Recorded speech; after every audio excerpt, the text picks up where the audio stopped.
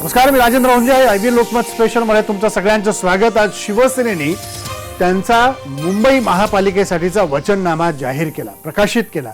पण या वचननाम्यातल्या बऱ्याच गोष्टी पाहिल्यानंतर असं वाटतं की गेल्या वेळचा वचननामा आणि याच्यामध्ये नेमका फरक काय.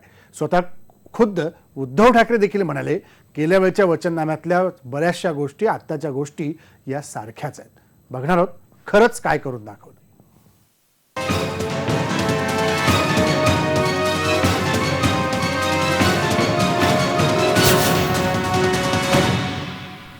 जे बोलतो ते करून दाखवतो अशी टॅगलाईन आहे शिवसेनेच्या वचननाम्याची. 2012 सालचा वचननामा आणि 2017 सालचा वचननामा यात काही फारसा फरक दिसत नाहीये.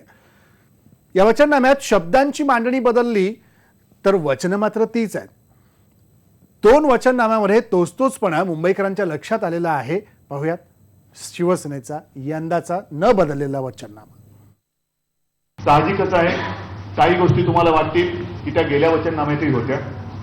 जसं गारगाई पिंजाळचा विषय आहे, देवनारचं डम्पिंग ग्राउंडचा विषय आहे. गेल्या वचननाम्याप्रमाणे मुंबईत जर रस्त्यांचं काँक्रिटीकरण झालं असेल तर यंदा शिवसेनेला खड्डेमुक्त रस्ते करू असं का म्हणावं लागतंय. रस्ते काँक्रीटचे असताना त्यावर जर 5 वर्षात खड्डे पडत असतील तर ते रस्ते बांधणाऱ्यांवर कारवाईचं काय झालं. गेल्या 10 वर्षांपासून रस्त्यांचा प्रश्न मात्र प्रलंबित का ठेवला होता.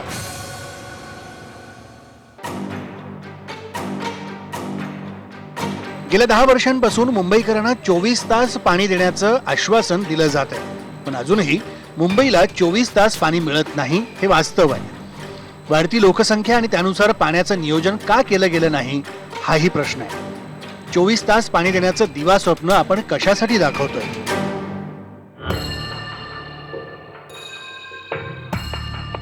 ...2005च्या महापुरानंतर मुंबईत पाणी थांबणं अजूनही कमी झालं नाही. नालेसफाई बरोबर पंपिंग स्टेशन उभारले गेले. त्यातून मुंबईकरांना कुठे दिलासा मिळाला. गेल्या पावसाळ्यातही मुंबईत पाणी शिरलंच की. पावसात लोकल अडकल्या होत्याच ना.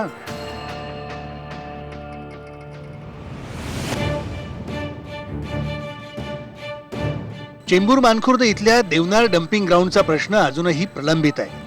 गेल्या निवडणुकीत प्रदूषणमुक्त मुंबई करू असं वचन सेनेनं दिलं होतं. आता त्यावर कचरा विघटन प्रकल्प उभारू असं शिवसेना म्हणते. पण कचऱ्याचा प्रश्न जैसे थेच आहे. नवीन रुग्णालय आणि नवीन तंत्रज्ञान आणण्यावर शिवसेना भर देते खरी, पण अनेक हॉस्पिटल्समध्ये चांगले डॉक्टर्स नाहीयेत. Balasaheb Thackeray trauma care hospital सुविधेअभावी लोकांना मदतच करू शकत नाहीये हे वास्तव आहे. वर्षानुवर्ष निवडणुकीच्या तोंडावर त्याच घोषणांचा पाऊस पाडणारी शिवसेना वचनपूर्ती करताना मात्र पाहायला दिसत नाहीये. त्यामुळे कोणत्याही वर्षातला वचननामा काढा, वचन तीच, शब्द मात्र वेगवेगळे अशी परिस्थिती आहे. Bureau report, IBN Lokmat. शिवसेनेनं आपला मुंबईचा जाहीरनामा प्रकाशित केला. त्यात 500 स्क्वेअर फुटाच्या आतल्या घरांचा मालमत्ता कर माफ करण्याचा मुद्दा ठळकपणे मांडलाय. तसा हा जुनाच मुद्दा शिवसेनेनं नव्याने मांडला.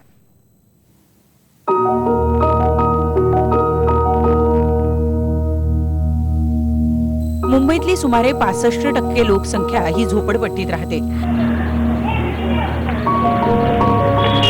त्यात 500 स्क्वेअर फुटापेक्षा लहान घरात राहणाऱ्यांमध्ये BDD, BIT, म्हाडा, SRA यांचा समावेश आहे.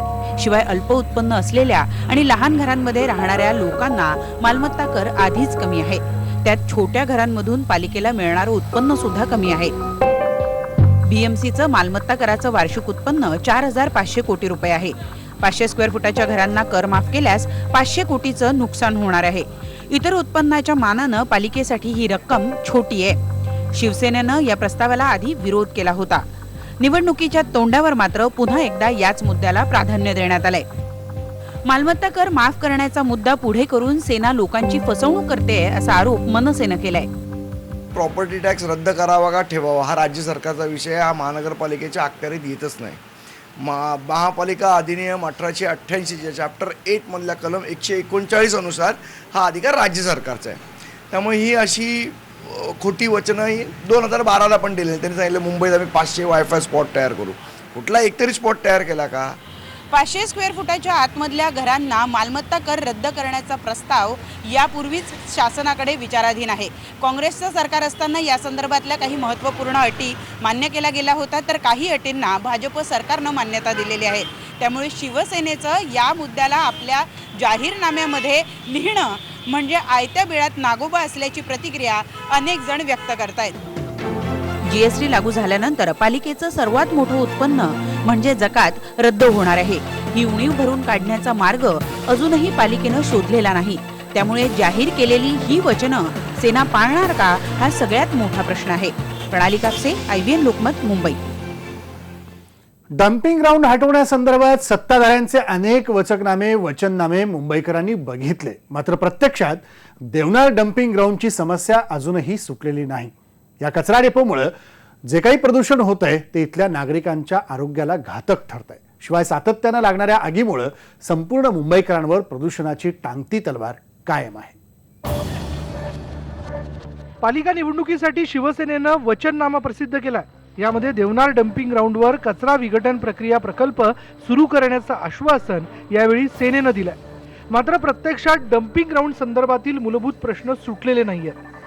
प्रदूषणामुळे इथले नागरिक दमा, कॅन्सर, TB या आजाराच्या विळख्यात सापडलेले, त्यांचा जीव चाललेला. त्यामुळे आता तरी राजकारण बंद करा असं इथले नागरिक म्हणतात. लोकांचे जानवर आली आहे. लोक इथे मरतात TB वरून, कॅन्सरवरून, दम्यावरून, हार्ट डिझीज. पण इथे कोणाच्या एकदम असा प्रामाणिकपणे लक्ष नाही. सगळे पक्ष येतो, हे मी हे करणार ते करणार, पण कोणी काय करत नाही. डम्पिंगचा विषय असा आहे की निवडणूक आल्यावरच ह्या लोकांना आठवण येते डम्पिंगची आणि गवंडीची, आणि ते फक्त राजकारण करतात आणि निघून जातात. मग इथे विचारण्यासाठी कोणच येत नाही. निवडणुका आल्या आणि याच्यावर राजकीय पक्ष म्हणतायत की आम्ही या डम्पिंग ग्राउंडमध्ये प्रोसेसिंगची कार्यवाही सुरू करू, म्हणजे इथल्या लोकांच्या आरोग्यावर प्रश्न निर्माण होणार नाही. परंतु पुन्हा एकदा निवडणुका झाल्यावर हा प्रश्न तसाच पडणार का, हे मात्र निवडणुकीनंतरच समजेल. गेल्या कित्येक वर्षांपासून देवनार डम्पिंग ग्राउंडचा मुद्दा धुमसतोय. इथं सातत्यानं लागणाऱ्या आगींमुळे मुंबईत प्रदूषणाची समस्या निर्माण झाली आहे. 10 वर्षांपूर्वी या ठिकाणी जैविक विघटन प्रकल्प सुरू करण्यासाठी पालिकेनं 4,500 कोटींचं कंत्राट काढलं होतं. मात्र सर्व पैसे पाण्यात गेलेत. 10 साल पहले भी 4,500 करोड़ का टेंडर पास हुआ था. उस 4,500 करोड़ का टेंडर ये था कि डंपिंग को हम खत्म करेंगे और बायोमेट्रिक प्लान करेंगे, पर आज ऐसा कुछ भी नहीं हुआ. फिर वो वापस 5 साल चले गए, फिर वापस 5 साल आ गया, और आज भी ये तकलीफ है. देवनार कचरा डेपो संदर्भात सर्वच पक्षांनी सातत्यानं आंदोलनं केली आहेत, राजकारणही केलंय. मात्र कुणालाही प्रश्न सोडवता आलेला नाहीये. मात्र त्यात बळी जातोय तो सामान्य जनतेचा. मनोज कुलकर्णी, IVN लोकमत, गोवंडी. आणि या सगळ्या संदर्भात बोलूया. आमची प्रतिनिधी प्रणाली कापसे आता आपल्यासोबत आहे. प्रणाली, काय सांगशील? 2012चा वचननामा आणि 2017चा वचननामा, मुद्दे तेच, शब्द फक्त बदललेत. काय परिस्थिती दिसते मुंबईची? राजेंद्र, हे आपण म्हणत नाहीये, तर हे सर्वसामान्यांची मतं आहेत. कारण मुंबई हे शहर असं आहे ज्या शहरामध्ये दरवेळेला म्हणजे दर निवडणुकीच्या वेळेला काहीतरी नवे मुद्दे येत असतात. त्यामुळे काय केलं यापेक्षा काय राहिलं ह्याच्यावर लोकांचं जास्त लक्ष असतं. आणि त्यामुळे या वेळेला जर आपण बघितलं तर लोकांचं असं म्हणणं आहे की सगळ्यात महत्त्वाची जी समस्या आहे ती म्हणजे रोड, ट्रॅफिक आणि पार्किंग. हे जे महत्त्वाचे मुद्दे आहे या मुद्द्याकडे पूर्णपणे दुर्लक्ष केलेलं आहे या जाहीरनाम्यामध्ये, या वचननाम्यामध्ये. आणि त्या व्यतिरिक्त जे मुद्दे आहेत ते मुद्दे पुढे आणले गेलेले आहेत. सगळ्यात महत्त्वाचा मुद्दा शिवसेना पुढे रेटते तो म्हणजे प्रॉपर्टी टॅक्सचा. परंतु प्रॉपर्टी टॅक्स जे आहे ते कमी, मुळातच 500 स्क्वेअर फुटाच्या खालची जी घरं आहे त्यांना बऱ्यापैकी कमी जर आपण बघितलं तर प्रॉपर्टी टॅक्स आहे. या प्रॉपर्टी टॅक्समधून महानगरपालिकेला मिळणारं उत्पन्न किती, तर 500 कोटी. दुसऱ्या शहरांच्या महानगरपालिकेमध्ये कदाचित हे उत्पन्न जास्त असेल, परंतु मुंबईचं बद्दल जर बोलायचं झालं तर अगदी तुटपुंज असं हे उत्पन्न आहे, ज्याच्यामध्ये मुंबईच्या ज्या शाळेच्या मुलांना ज्या गरजा आहेत, ज्या वस्तू मुंबई महानगरपालिका फ्री देते त्या वस्तू सुद्धा कदाचित इतक्या कमी पैशामध्ये येणार नाही. त्यामुळे आता जरी शिवसेना हे 500 कोटी रुपये सोडायला तयार झाली असली तरी काही वर्षांपूर्वी जेव्हा पहिल्यांदा हा प्रॉपर्टी टॅक्स माफ करायचा असा विषय आला होता, त्यावेळेला मात्र शिवसेनेनं याला विरोध केला होता, कारण आपल्या उत्पन्नाला कुठेतरी कात्री लागेल अशी भीती शिवसेनेला वाटत होती सत्ताधारी म्हणून.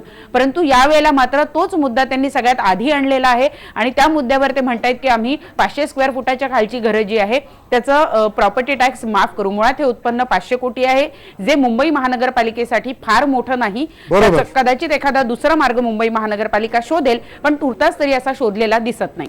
तुर्तास तरी हा सगळा मार्ग शोधलेला दिसत नाही. मात्र आता मुंबईकर या सगळ्या मुद्द्यांना कशा पद्धतीने स्वीकारतात हे देखील बघणं महत्त्वाचं असेल. एक छोटासा ब्रेक घेऊ आणि ब्रेक नंतर मुंबईतल्या रस्त्यांबद्दल आणि नारायण राणे या वचननाम्यावर काय बनवले ते देखील आपण पाहू.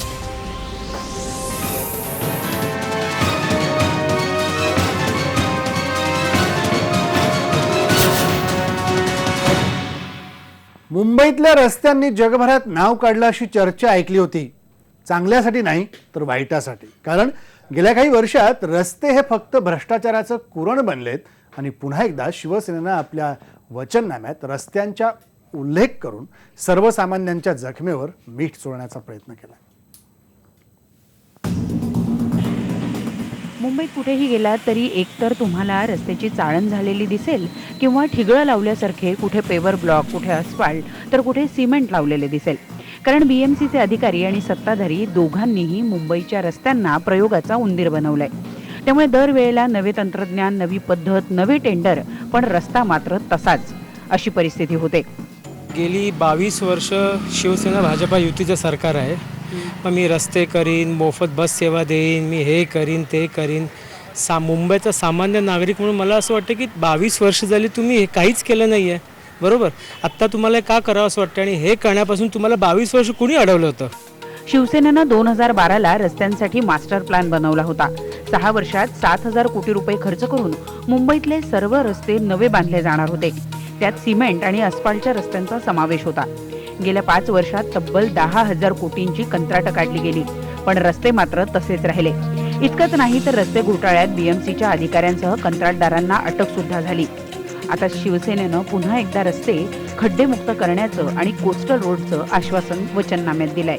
रस्त्याच्या खड्ड्याची दुरवस्था आपण बघितली, यावर्षी पाऊस एवढा पडला त्याच्यामध्ये किती झाली, त्याच्यामध्ये आपल्याला कळलंच. हे वचननाम्यामध्ये रस्ते, नाले सफाई हे तेच मुद्दे येऊन लोकांना भुलवण्याचा प्रयत्न आहे हा. बेसिकली जे बेसिक मुद्दे आहेत ते कंप्लीट करा.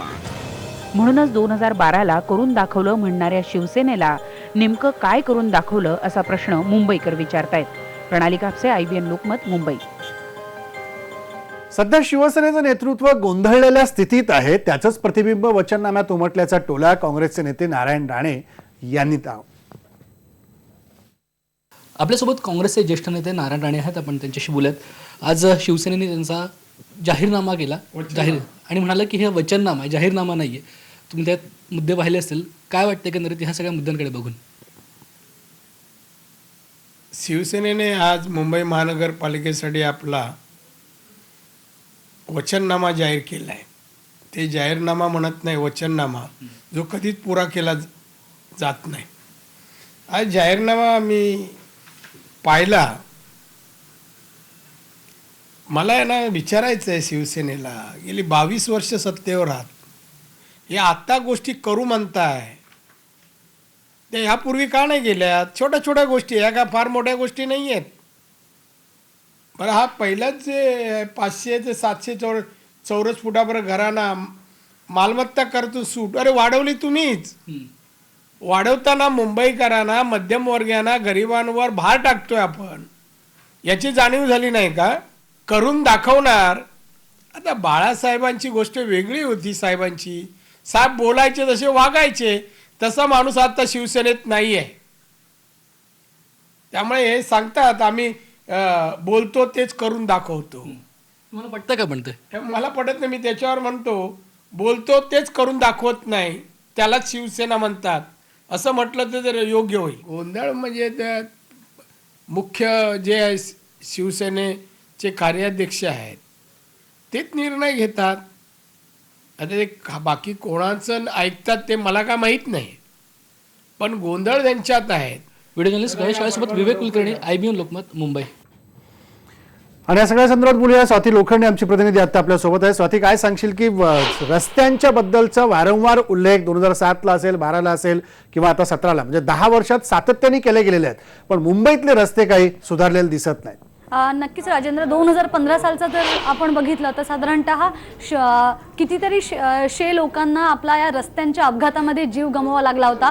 मुंबईच्या अगदी उत्तर ते दक्षिण टोकापर्यंतचा जो मधला भाग आहे, जो आणि अगदी पूर्व पश्चिम असा जोडणारा जी कनेक्टिव्हिटी जी आहे, या सगळ्या रस्त्यांची परिस्थिती अत्यंत वाईट आहे. आता पावसाळा सरून साधारणतः 4 महिन्यांचा कालावधी उलटलाय. आताही तेच बघायला मिळत आहे. साधारणतः जानेवारी 2012ला करून दाखवलं अशी मोठी जाहिरात केली होती शिवसेनेनं. म्हणजे 2007 ते 2012 या 5 वर्षांच्या कालावधीत आम्ही हे करून दाखवलं. त्याच्यात त्यांनी 505 किलोमीटरचे रस्ते आम्ही ठीक करून दाखवले. आणि त्याच्यानंतर 2012 सालच्या वचननाम्यामध्ये आम्ही सिमेंट कॉन्क्रीटचे रस्ते करू असं शिवसेनेनं आपल्या वचननाम्यात जाहीर केलं होतं.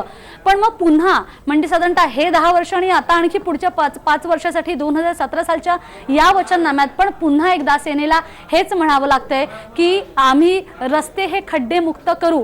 मग सेनेला कोणी अडवलं होतं गेल्या अनेक वर्षांमध्ये?